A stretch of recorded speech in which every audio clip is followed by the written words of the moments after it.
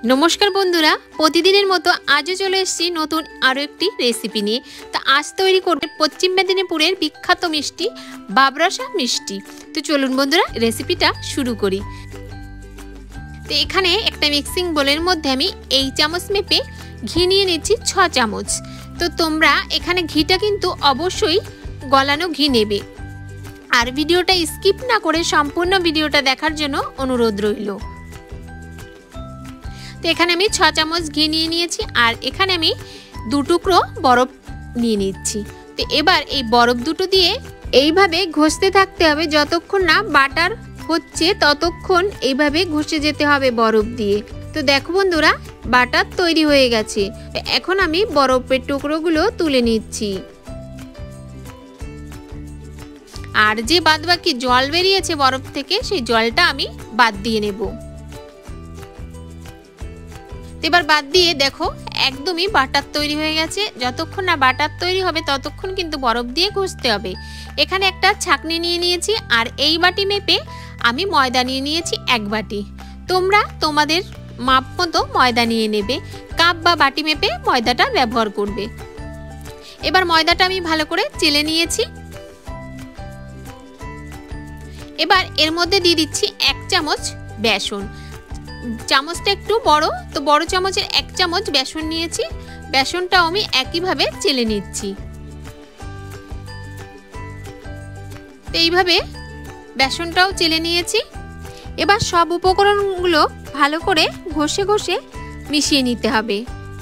তো ঠিক এইভাবে হাত দিয়ে ঘষে ঘষে মিশিয়ে নিতে হবে, যতক্ষণ না এরকম ঝুড়ো ভাব হচ্ছে ততক্ষণ মিশিয়ে নিতে হবে। তো মেশানো হয়ে গেছে। এখন আমি এই বাটি মেপে এখানে 1 বাটি জল দিয়ে দিচ্ছি। তো জলটা একদমই ঠান্ডা জল নিতে হবে। তো এবার আমি ভালো করে মিশিয়ে নিচ্ছি একটা হ্যান্ড উইচ দিয়ে। ভালো করে মিশিয়ে এর মধ্যে আমি আরও হাফ বাটি জল মিশাবো। তো এখানে প্রথমে ভালো করে মিশিয়ে নিয়েছি, তারপর আরও হাফ বাটি জল দিয়ে দিয়েছি। তো এখানে 1 বাটি ময়দার জন্য 1.5 বাটি জল লাগবে। তো ভালো করে মিশিয়ে নিতে হবে। জলটা অবশ্যই কিন্তু ঠান্ডা দিতে হবে। এখানে একটা মিক্সিং বোল আর একটা ছাঁকনি নিয়ে নিয়েছি। এবার ময়দার যে ব্যাটারটা তৈরি করেছি সেটা এবার ছাঁকনি দিয়ে ছেঁকে নেব, তো যাতে কোনো দলা ভাব না থাকে। এইভাবে ছেঁকে নিতে হবে। তো এইভাবে আমি ছেঁকে নিচ্ছি। বাচ্চা থেকে বড় সকলেরই এই মিষ্টিটা অসম্ভব ভালো লাগবে খেতে। এবার ছাঁকা হয়ে গেছে। তো এবার ছাঁকনিটা আমি সরিয়ে রাখছি। তো এবার তোমাদের একটু ঘনত্বটা দেখিয়ে দিচ্ছি। তো এরকম ঘনত্ব, একদম পাতলা করলেও চলবে না, একদম গাঢ় করলেও চলবে না। তো এবার এর মধ্যে আমি দিয়ে দিচ্ছি হাফ লেবুর রস। হাফ লেবুর রস দিয়ে ভালো করে আমি মিশিয়ে নেব।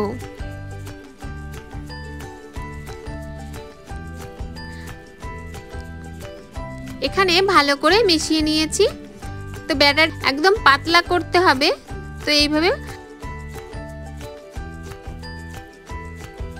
আমি একটা পাত্রের মধ্যে কিছুটা বরফ নিয়ে নিয়েছি। তো বরফের মধ্যে বাটিটা বসিয়ে দেব।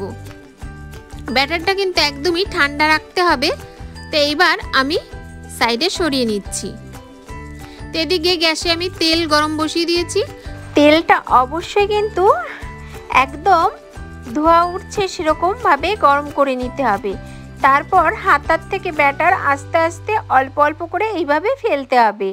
ঠিক যেমনভাবে আমি দেখাচ্ছি তোমরা ঠিক তেমনভাবে বাড়িতে তৈরি করলে তোমাদের রেসিপিটা তৈরি করতে কোনো অসুবিধাই হবে না।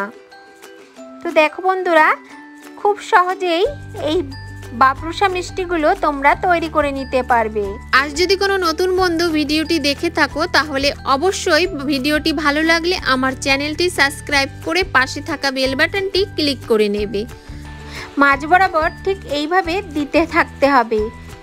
তো এইভাবে আমি একটু খুন্তি দিয়ে একটু ফাঁকা করে দিয়েছি। এবার সাইড দিয়ে একটু ছাড়িয়ে দেব। 2 মিনিট ধরে আমি মিষ্টিগুলো ভেজে নেব। তো 2 মিনিট ভাজা হয়ে গেছে। এখন আমি আলতোভাবে এইভাবে তুলে নেব। তো বন্ধুরা একদম জালিদার মুচমুচে বাবরসা মিষ্টি তৈরি হয়ে গেছে। এখানে একটা স্ট্যান্ডের উপর আমি নামিয়ে নিয়েছি। তো বাদবাকি মিষ্টিগুলো ঠিক একইভাবে তৈরি করে নেব। কিছুটা করে তেলের উপর ফেলছি। দেখো তোমরা একদম জালিদার মুচমুচে মিষ্টিগুলো তৈরি হয়ে যাবে। তো একে একে আমি বাবরসা মিষ্টিগুলো তৈরি করে নিয়েছি।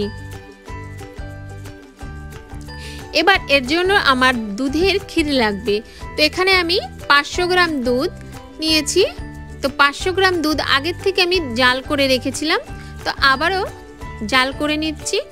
তো এবার কিছুক্ষণ আমি জাল করে নিচ্ছি। এবার এর মধ্যে আমি দিয়ে দেব কিছুটা গুঁড়ো দুধ।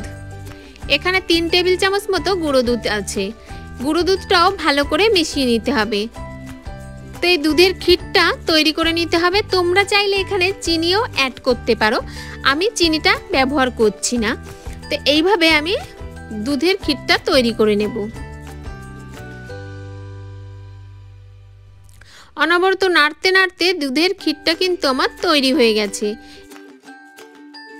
এবার আমি একটা পাত্রের মধ্যে দুধের ক্ষীরটা নামিয়ে নেব।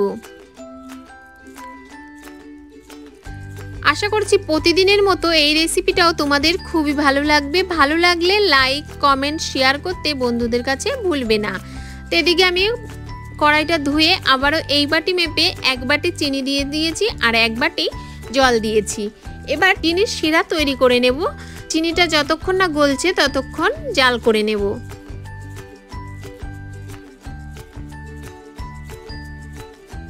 এবার চিনিটা গলে গেছে। তো এখানে 1 তার বা 2 তারের কোনো দরকার নেই। তো চিনি শিরাটা কিছুক্ষণ জাল করে নিয়েছি। এবার এর মধ্যে দিয়ে দিচ্ছি হাফ লেবুর রস। হাফ লেবুর রস দিয়ে ভালো করে আমি আবার একটু মিশিয়ে নিচ্ছি। এবার আমি একটা পাত্রের মধ্যে চিনি শিরাটা নামিয়ে নিচ্ছি। এখানে 1 তার।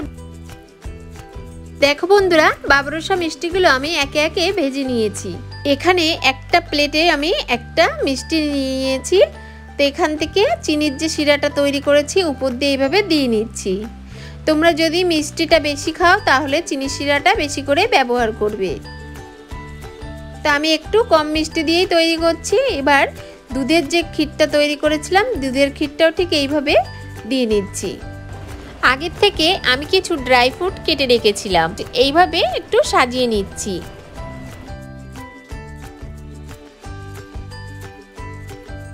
পশ্চিম মেদিনীপুরের এই বাবরসা মিষ্টির রেসিপিটা তোমাদের খুবই ভালো লাগবে। ভালো লাগলে বাড়িতে অবশ্যই একবার তৈরি করবে। আবার দেখা হচ্ছে নতুন কোনো রেসিপি নিয়ে। ততক্ষণ ভালো থাকবে, সুস্থ থাকবে।